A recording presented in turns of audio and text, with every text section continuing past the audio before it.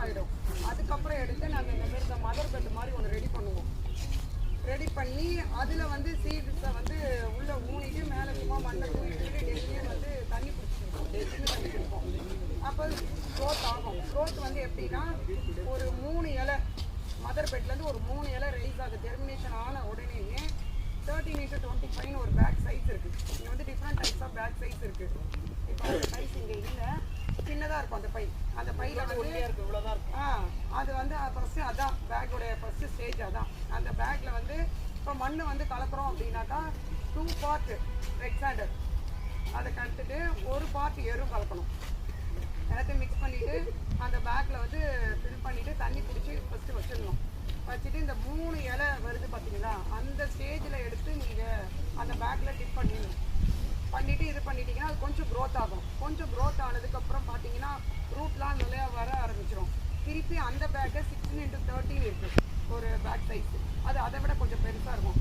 எப்படின்னா செடி க்ரோத் ஆக அதுக்கு சஃபிஷியன்ட் அந்த நியூட்ரிஷன் தேவை. அப்போ அதுக்கேற்ற பேக் சைஸ் இருக்கணும். அதுக்கேற்ற பேக் சைஸில் அது இருந்தால் தான் அது நல்லா ஹைட்டோ க்ரோத்தோ எல்லாமே வளர ஆரம்பிக்கும். அப்போ செகண்ட் ஸ்டேஜ் பார்த்தீங்கன்னா 16x30 அந்த பேக் சைஸில் போட ஆரம்பிக்கணும்.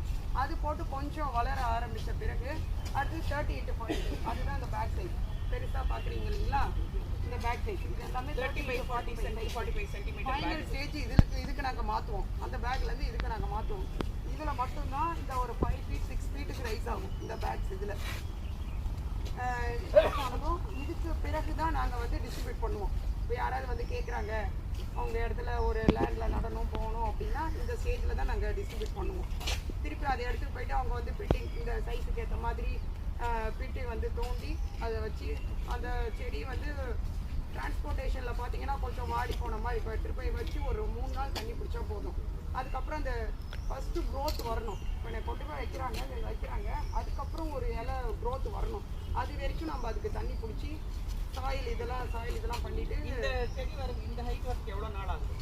ஒரு சீட்லிங்ஸை பொறுத்து மேம். அது இப்போ வந்து நீங்கள் பார்த்தீங்கன்னா மகாகனி செம்மரம் இதெல்லாம் பார்த்தீங்கன்னா ஸ்லோ க்ரோத். அது வந்து என்னென்னா ஒரு 1 இயரில் பார்த்தீங்கன்னா கூடனா ஒரு 4 feet காமிக்கும். பட் இந்த பலா இதை நீர் மருந்து இதெல்லாம் பார்த்தீங்கன்னா ஒரு 8 monthsல நல்லா 5 feet ரீச் ஆகிடும். அது டிபெண்டிங் அப்பான் த ஸ்பீஷீஸ். அந்த மாதிரி அதோட டிபெண்டிங் அப்பான் த ஸ்பீஷீஸை பொறுத்து அவங்க ஒரு குழந்தை மாதிரி வளர்த்து நம்மக்கிட்ட கொடுக்குறாங்க. ஸோ நீங்கள் வந்து உங்கள் காலேஜோ வெளியில் ப்ரோக்ராம்ஸோ போய் மரம் நடும்போது நீங்களும் அதை ஒரு குழந்தையாக பாவிச்சு அதை நட்டு அதுக்கு தண்ணி ஊற்றணும். ஆல்ரெடி பிரின்ஸ் இங்கே நம்ம கௌரிவாக்கம் காலேஜில் நம்ம வச்சு அந்த பசங்க போய் மானிட்டர் பண்ணாங்க மாடம்